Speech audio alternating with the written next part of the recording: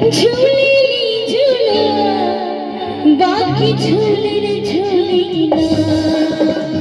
और ताली के साथ कि मैया मोरी गावेली बाकी झूले रे झूले ना। मैया मोरी गावेली बाकी झूले रे झूले। के वर्तमान मुखिया जी अपने सभी झिझिया जी दुकान से किने धीरे धीरे बिल्कुल धीरे धीरे हम रास्ता कते अच्छा कैमरा है हमरा बुर्बक बन गया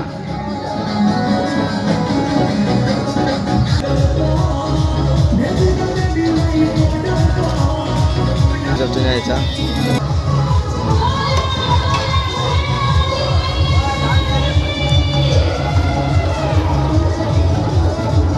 चौकीदार जी हे बाबा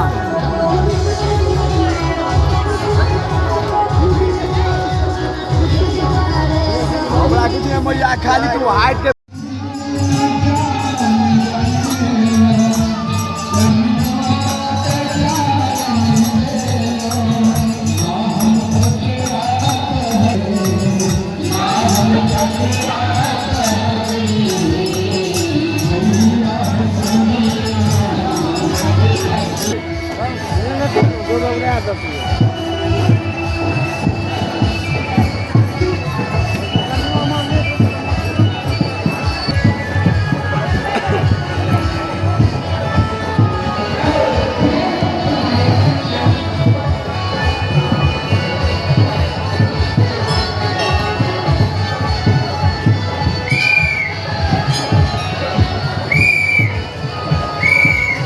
आदमी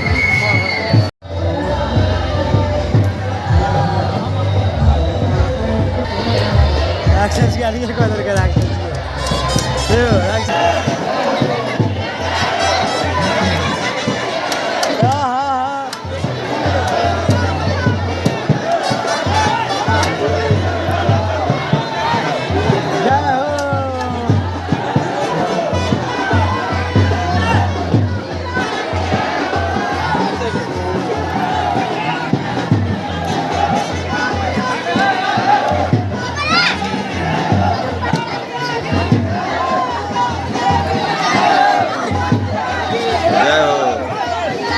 जय हो जय हो जय हो